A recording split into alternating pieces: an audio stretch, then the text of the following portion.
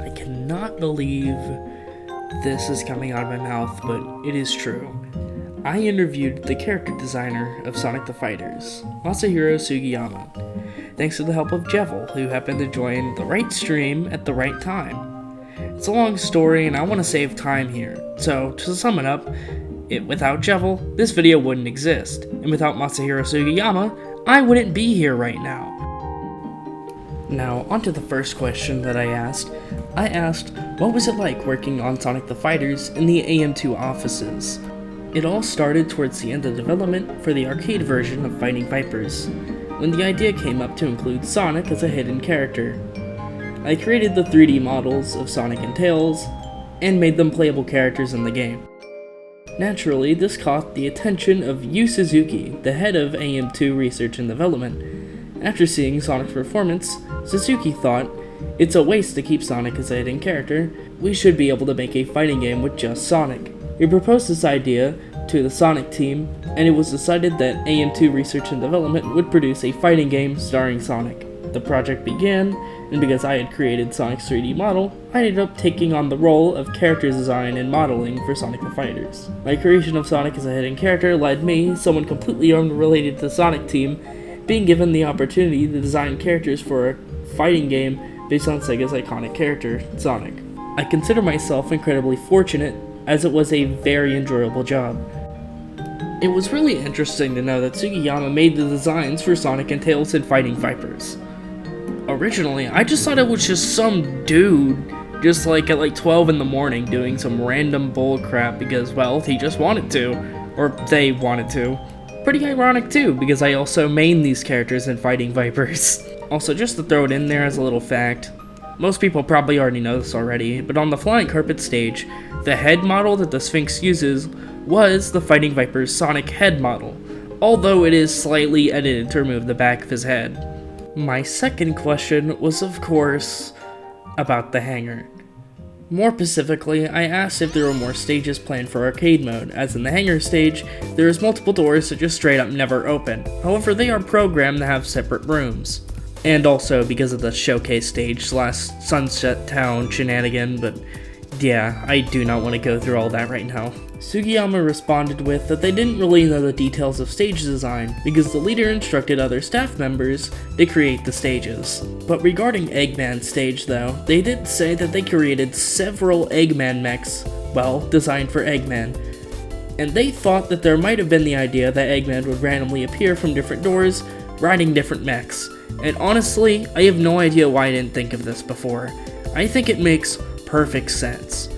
After all, I think that might have been the intention, but who really knows, since we actually have to hear from one of the main developers themselves, which we probably won't. The thing that really kinda has me curious is multiple mechs.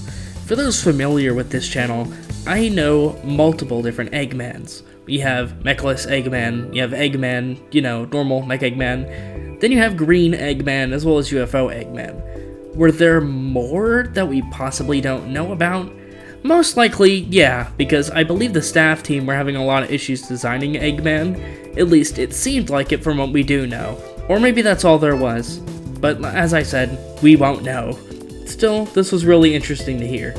Now, my third question was one that was pretty important to me, and this one was, did the development team have any involvement in the cancelled Saturn port of Sonic the Fighters?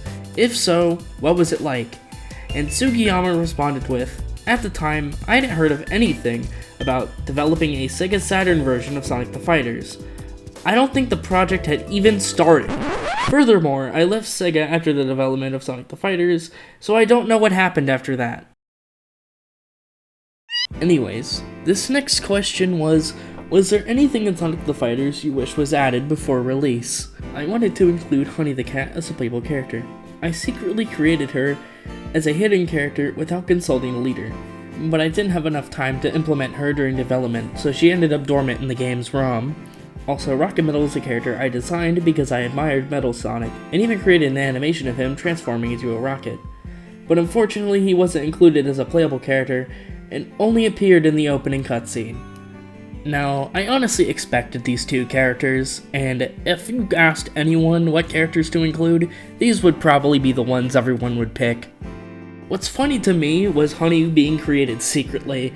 I love knowing that there's probably some members of the Fighters team that probably are still unaware of her existence, and will probably never know.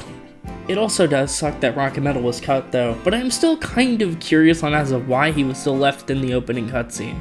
But honestly, if I were to actually think of a reason, it would probably just be that the developers liked him, so they just kept him there. And honestly, I don't blame them if that were to be the case.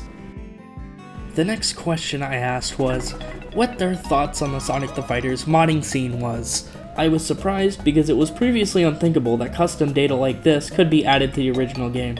However, I'm grateful for fans who analyzed the game in this way, which led to the discovery of Honey the Cat. If you're wondering what screenshots I sent them, I'll be putting them on screen right now. Anyways, let's quickly transition to our next question. This next question was Metal Sonic planned to be playable? I don't know the reason, but the leader didn't make Metal Sonic a playable character. I asked this because he has grayscale models in the final game that just are never used. He also has gray flames, which the game never uses at all. If I were to actually give a reason to this, I think it would just most likely would have been that it just feels off, and it would also just give you way too much power. Anyways, this next question was, did the team work on the Sonic the Fighters VHS tape? If so, what was it like? This was probably created by the publicity department. I wasn't involved. Honestly, I have no comment on this one. I just thought it was an interesting question to ask. Alright, question number 8. I was always curious about the Sonic the Fighters AOU show 1996 build.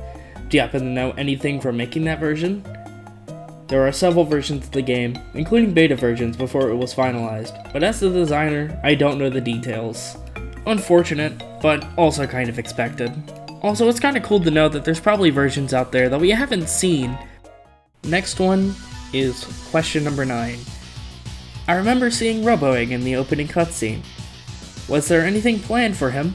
I had designed Robo Egg with the intention of making it a playable character, but ultimately, it wasn't used for some reason. Now, when I first saw this, I thought I was sleeping, or like half awake. But no, Robo Egg was intended to be a playable character. So, CE devs, if you happen to be watching this video right now, you have no excuse. Put him in the next CE patch, pretty please. It is really a shame that Robo Egg didn't end up being a playable character, but I would assume it would have been the same reason as Metal Sonic had, where he would just have, you know, way too much power on his hands to just hand out willy-nilly. And also, on the competitive side of things, it would have solved a lot of problems. A lot of people are going to disagree with me on this one, but it's true, whether you like it or not. And lastly, 10. Are there any fond memories you had while working on Sonic the Fighters? Regarding the design, it was naturally supervised by Sonic Team, who designed the original Sonic, but one day, members of Sonic Team visited our workplace.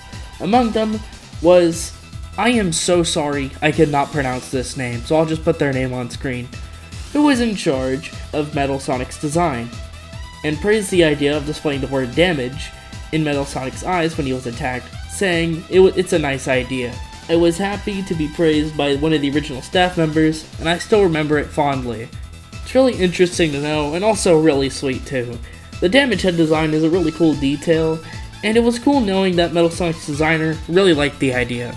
Well, that wraps up my interview with Masahiro Sugiyama.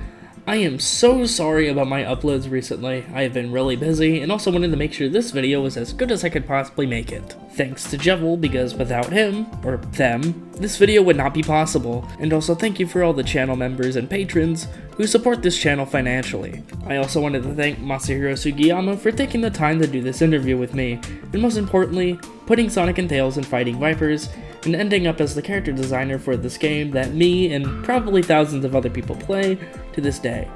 And considering that this is my job now, I really hope that he knows that his work has impacted people's lives like mine, and I wish him the best of luck in his future endeavors. Lastly, to wrap up everything up in a bow, Masahiro Sugiyama knows about Gerald, so that's pretty cool. Anyway, speaking of Gerald, I haven't seen him in a while. I wonder where he has been. I might need to check up on him. Anyways, thanks for watching this video. I am so sorry for the wait again. Hopefully, there won't be as long of a pause like this ever again. and I'll be seeing y'all soon.